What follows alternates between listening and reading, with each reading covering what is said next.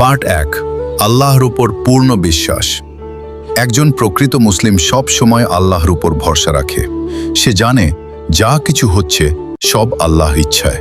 কোনো বিপদ আসলে সে ভেঙে পড়ে না, বরং বলে আল্লাহ আছেন, তিনি সাহায্য করবেন। আল্লাহ বলেন, নিশ্চয়ই আল্লাহ ধৈর্যশীলদের সাথে আছেন। পার্ট ২, ৫ ওয়াক্ত নামাজ। একজন প্রকৃত মুসলিম কখনো নামাজ বাদ দেয় না।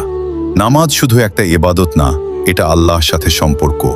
সে ব্যস্ত হলেও নামাজ পড়ে, ক্লান্ত হলেও নামাজ পড়ে, কারণ সে জানে নামাজই তাকে জান্নাতের দিকে নিয়ে যাবে। পার্ট ৩, সত্য কথা বলা। একজন প্রকৃত মুসলিম কখনো মিথ্যা বলে না।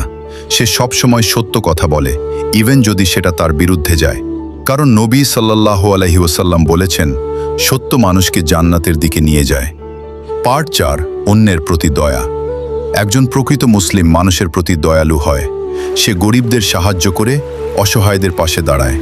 নবী সাল্লাল্লাহু আলাইহি ওয়াসাল্লাম বলেছেন, যে মানুষদের প্রতি দয়া করে না, আল্লাহ তার প্রতি দয়া করেন না। পার্ট ৫, গীবত ও খারাপ কাজ থেকে দূরে থাকা। আজকের সবচেয়ে বড় সমস্যা গীবত, পরনিন্দা, খারাপ কথা। একজন প্রকৃত মুসলিম এসব থেকে নিজেকে বাঁচিয়ে রাখে। সে জানে এই ছোট ছোট গুনাহই বড় শাস্তির কারণ হতে পারে। পার্ট ৬, ধৈর্য ধারণ। জীবনে কষ্ট আসবেই, কিন্তু একজন প্রকৃত মুসলিম ধৈর্য ধরে।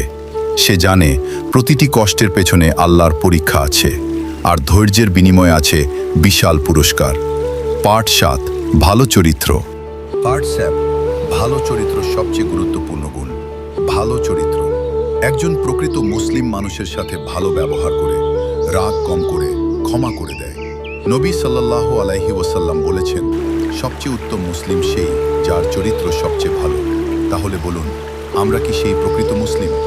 আজ থেকেই চেষ্টা করি নিজেকে বদলানোর। ভিডিওটি ভালো লাগলে লাইক দিন আর শেয়ার করুন, যাতে অন্যরাও উপকৃত হয়। আসসালামু আলাইকুম।